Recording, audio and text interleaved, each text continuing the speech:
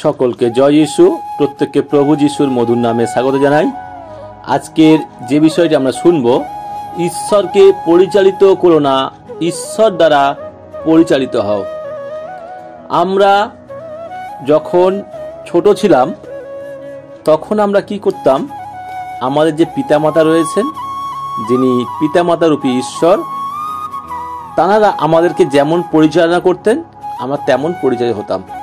যখন আমরা বড় হয়েছি, কথা বলতে শিখেছি, পড়াশোনা শিখেছি, স্কুল কলেজে যাচ্ছি, আমরা তখন আমাদের বাবা মাকে বলি, তুমি কিছু বোঝো না, তুমি কিছু জানো না, আমি যেটা বলছি তুমি সেটা করো, আমি যেমন বলছি তুমি তেমন চলো। আমরা ঘুরিয়ে আমাদের পিতামাতাকে নিজেরা পরিচালিত করার চেষ্টা করি। আমরা জানি এই পিতামাতাই আমাদের জন্ম দিয়েছেন, আমরা জানি এই পিতামাতা যদি আমাদের ছোটবেলা থেকে যত্ন না নিতেন আমরা বড় হতে পারতাম না। আমরা জানি আমরা যখন কথা বলতে পারতাম না, এই পিতামাতাই আমাদের মনের ভাব বুঝে যেতেন, আমাদের মুখের আওয়াজই তারা বুঝে যেতেন, কখন আমার খিদে পেয়েছে, কখন আমরা ঘুম পেয়েছে, কখন আমরা পটি পেয়েছে। কিন্তু এখন যখন আমরা বড় হয়েছি, আমরা আমাদের পিতামাতার দ্বারা পরিচালিত না হয়ে আমরা চেষ্টা করি আমাদের পিতামাতাকেই উল্টে পরিচালনা করতে। ঈশ্বর এই জায়গায় বলছেন, ঈশ্বরকে পরিচালিত করো না, ঈশ্বর দ্বারা পরিচালিত হও। তার মানে এটাই বলতে চাইছেন, তুমি তোমার পিতামাতাকে পরিচালিত করার চেষ্টা করো না, তার বাধ্য হও। আমরা যেমন আমাদের জাগতিক পিতামাতা, জাগতিক ঈশ্বরকে যেমন পরিচালিত করার চেষ্টা করি, আমাদের আত্মিক ঈশ্বরকেও আমরা ঠিক তদ্রূপ পরিচালিত করার চেষ্টা করি। যেমন আমরা ঈশ্বরকে বলি, ঈশ্বর আমার হাঁটু ব্যথা হয়েছে, ভালো করে দাও। হে প্রভু, আমার এক্সাম আছে, আমাকে সাহায্য করো, ভালো করে দাও। আর আমরা কি বলি, আমাদের যখন যা প্রয়োজন আমরা ঈশ্বরকে হুকুম করি আর ঈশ্বরের কাছে আবদার করি, ঈশ্বর দেন।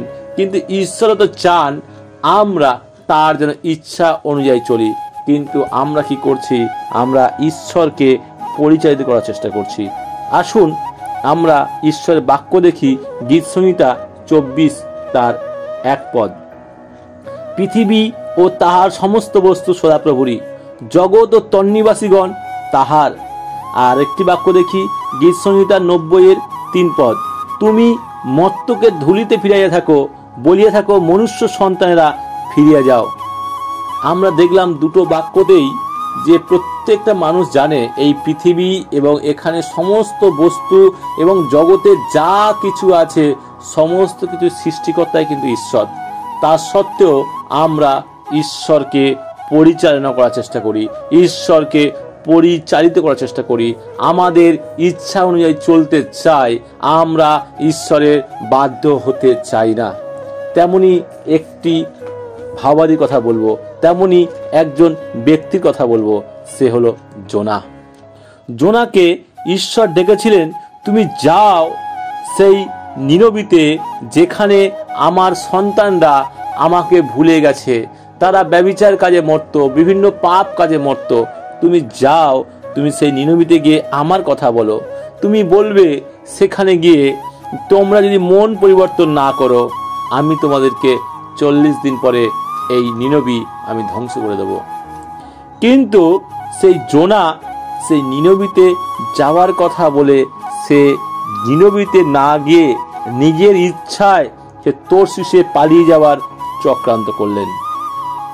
আর এই চক্রান্ত করে শুধু ক্ষান্ত হননি, যখন সেই নিনবিতে যাওয়ার জন্য নৌকা, সেই বোট ধরতে যাওয়ার জন্য, সেই জাহাজ ধরতে যাওয়ার জন্য গেলেন, সেই জাহাজে নিনবির জাহাজে না উঠে সে তরশিশের জাহাজে উঠে সে পালিয়ে যাচ্ছিলেন।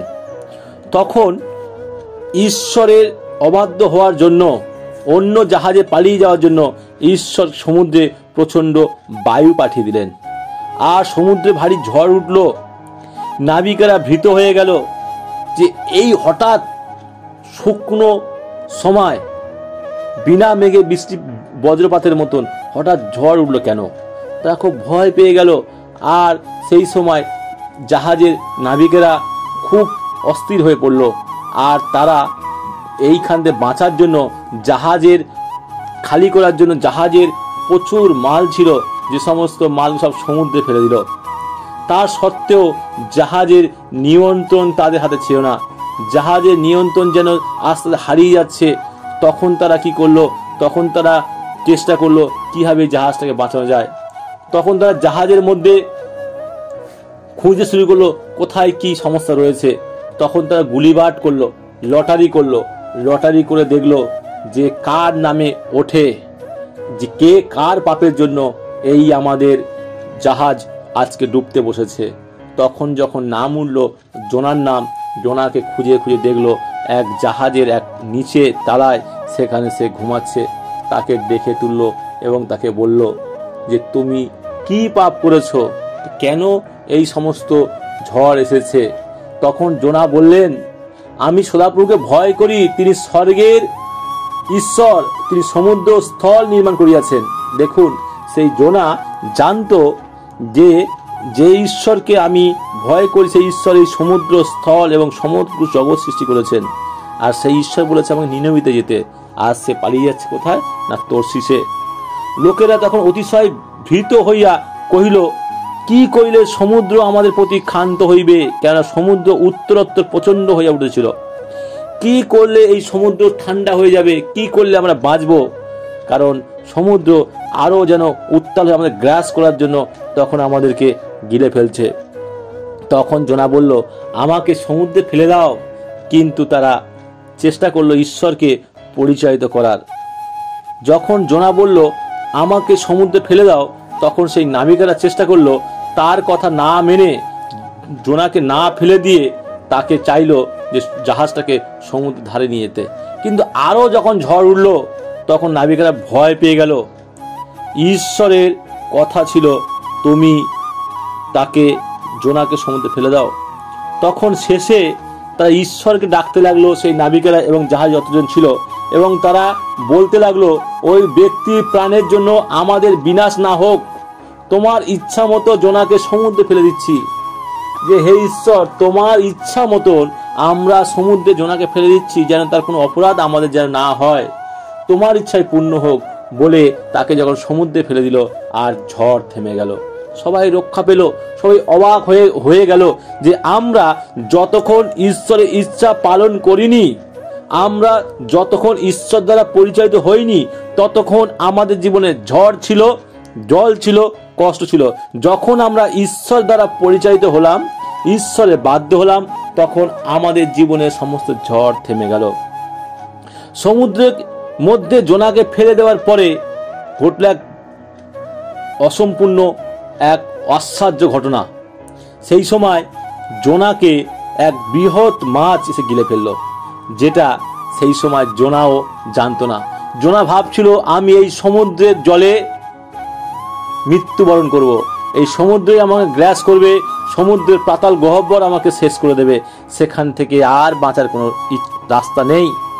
যখন জোনাকে ফেলে দেওয়া হলো, ঈশ্বরের পূর্ব পরিকল্পিত যখন দেখলো জোনা নিজে পরিকল্পনা করছে, ঈশ্বরকে ছেড়ে দিয়ে ঈশ্বর অবাধ্য হয়ে ঈশ্বরকে পরিচালিত করার চেষ্টা করছে, ঈশ্বর তখন তার পরিচালনা হস্তটা ঈশ্বর ধরলেন।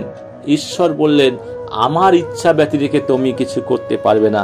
সেই সময় জোনা জীবনে ঈশ্বরের এক দর্শন ছিল, কাজ ছিল, যেন জোনা নিনবিতে যায়, ঈশ্বরের বাক্য প্রচার করে।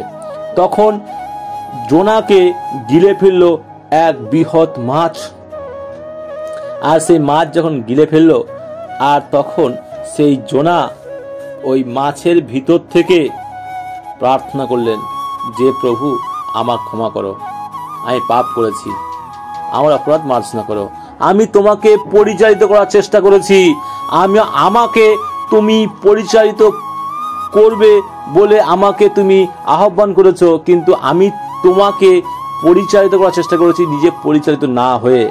তারপরে জোনা যখন প্রার্থনা করলেন, ঈশ্বর তাকে অনুগ্রহ দান করলেন, আর সেই বৃহৎ মাছকে ঈশ্বর নির্দেশ দিলেন, আর সেই জোনাকে শুষ্ক ভূমিতে সেই সমুদ্রের ধারে এসে ফেলে দিল, বমি করে দিল। আর জোনা তখন থেকে বেরিয়ে এলো। আর আসার পরে জোনা নিনবিতে প্রবেশ করলেন একদিনের পথ। সেখানে প্রবেশ করার পরে বললেন, তোমরা তোমাদের মন্দ কাজ থেকে ফিরে আসো, না হলে এই নিনবি 40 দিন পরে ধ্বংস হয়ে যাবে। এই কথা শুনে নিনবির লোকেরা ঈশ্বরে বিশ্বাস করলো। তারা উপবাস ঘোষণা করলো আর নিজেদের পাপ কাজের জন্য তারা চিন্তা করলো। খ্রিস্টের প্রিয় ভাই ও বোন, দেখুন এখানে জোনাকে ঈশ্বর পরিচালিত করতে চেয়েছিল। ঈশ্বর জোনাকে আসার নির্দেশ দিয়েছিল যাতে সে নিনবিতে আসে। সে তার নিজে ঈশ্বরের দ্বারা পরিচালিত না হয়ে ঈশ্বরকে পরিচালিত করার চেষ্টা করছিল। তার জীবনে কত সমস্যা এসেছিল। আর এখানে দেখুন সেই নিনবীর সেই লোকেরা যারা পাপ কাজে মত্ত ছিল, যখন তাদেরকে জোনা ঈশ্বরের কথা বললেন, তাদেরকে মন পরিবর্তনের কথা বললেন, তারা নিজেদের ঈশ্বরের কাছে পাপ স্বীকার করলেন, তারা উপবাস ঘোষণা করলেন এবং নিজেদের পাপ কাজ চিন্তা করলেন যে আমরা কত বড় ভুল কাজ করছি। এবং তারা এর জন্য চট পরিধান করলেন, ছাইয়ের মধ্যে বসলেন। এবং নিনবীর রাজা যখন এই খবর পেলেন এবং সেও নিজে চট পড়লেন এবং খাওয়া বন্ধ করে দিলেন এবং উপবাস করলেন। এবং কি করলেন, রাজা নিজেও অনুশোচনা করলেন আর নিজেও সেই চটের মধ্যে পড়ে ছায়ের উপরে বসেছিলেন। আর এরপরে রাজা পুরো নিনবীর সব জায়গায় বার্তা পাঠালেন, প্রত্যেক লোক এবং প্রত্যেক পশু চট পরিধান করবে এবং কিছু সময় ঈশ্বর খাবার খাবে না এবং প্রত্যেকে ঈশ্বরের কাছে কাঁদবে আর বলবে আমাদের খারাপ কাজ আমরা ত্যাগ করতে চাই, প্রভু আমাদের ক্ষমা করো। ঈশ্বর দেখলেন যে লোকেরা খারাপ কাজ ত্যাগ করেছে, এই জন্য ঈশ্বর শাস্তি দিলেন না। খ্রিস্টের প্রিয় ভাই ও বোন, এখানে আমরা দেখতে পেলাম নিনবীর লোকেরা তারা খারাপ কাজ ত্যাগ করেছিল। খারাপ কাজ ত্যাগ করার জন্য ঈশ্বর তাদেরকে ক্ষমা করে দিলেন। তারা ঈশ্বরে বাধ্য হয়েছিল, ঈশ্বরের ইচ্ছাকে তারা পালন করেছিল, ঈশ্বরের নির্দেশ তারা মেনেছিল। ঈশ্বরকে তারা পরিচালিত করার চেষ্টা করেনি, ঈশ্বর দ্বারা পরিচালিত হয়েছিল। তারা তো বলতে পারতো আমরা কোথায় পাপ করছি, যেটা আমাদের যখন কোনো ভুল থাকে কেউ যদি বলতে আসে আমরা আমাদের ভুল কোনোদিন স্বীকার করি না। খ্রিস্টের প্রিয় ভাই ও বোন, এখানে লক্ষ্য করুন সেই জোনাকে যখন ঈশ্বর পাঠালেন নিনবিতে এসে যখন সে ঘোষণা করলেন এবং নিনবীর মানুষরা তারা প্রভুর বাক্য বিশ্বাস করলো। এই গল্পের মধ্যে আমরা তিনটে জিনিস দেখতে পাই। প্রথমত, জোনা ঈশ্বর দ্বারা পরিচালিত না হয়ে নিজের ইচ্ছা ঈশ্বরকে পরিচালিত করতে গিয়ে জলে ডুবে যেতে বসেছিল, মৃত্যুবরণ করতে বসেছিল। যখন সে ঈশ্বর দ্বারা পরিচালিত হওয়ার সিদ্ধান্ত নিল তখন সে জীবন ফিরে পেল। আজকে আপনি আমি ঈশ্বরকে পরিচালিত করব না ঈশ্বর দ্বারা পরিচালিত হব, এটা সম্পূর্ণ আমাদের হাতে রয়েছে। দ্বিতীয়ত, নাবিকেরা যখন জোনার কথা শুনে তাকে সমুদ্রে না ফেলে বাঁচাবার চেষ্টা করছিল বলে নিজেরাও মরতে বসেছিল। যখন তারা ঈশ্বরের আজ্ঞা মানলো ও তখন নিজেরাও বাঁচলো, জাহাজও বাঁচলো এবং জাহাজের মধ্যে প্রত্যেক যাত্রীও বাঁচলো, তখন তারা ঈশ্বর দ্বারা পরিচালিত হলো। তৃতীয়ত, নিনবীর লোকেরা জোনার দ্বারা ঈশ্বরের বাক্য শোনার পরে, বার্তা পাওয়ার পরে নিজেদের পাপ কাজের জন্য অনুশোচনা করার জন্য তাদের কোনো শাস্তি পেতে হয়নি। এর দ্বারা আমরা বুঝতে পারলাম ঈশ্বরকে পরিচালিত না করে ঈশ্বর দ্বারা পরিচালিত হলে সমস্ত অমঙ্গল ও সমস্যা থেকে দূরে থাকা যাবে আর ঈশ্বর থেকে অনুগ্রহ, দয়া ও ভালোবাসা পাওয়া যাবে। ঈশ্বরের অনুগ্রহ আমাদের জীবনে সর্বসময় থাকবে যদি আমরা বলি, হে প্রভু যীশু, তুমি প্রত্যেকটি কাজে আমাকে পরিচালিত করো, আমার ইচ্ছা নয়, আমার জীবনে তোমার ইচ্ছা পূর্ণ হোক। আপনি দেখবেন আপনার জীবনে প্রত্যেকটি কার্য ঈশ্বর দ্বারা আশীর্বাদ প্রাপ্ত হবে। আপনার জীবনে সমস্যা থাকবে না, কষ্ট থাকবে না, সমস্ত ব্যথা বেদনা আস্তে আস্তে নিরাময় হয়ে যাবে। ঈশ্বর তার বাক্য দ্বারা প্রত্যেককে আশীর্বাদ করুন। আমেন।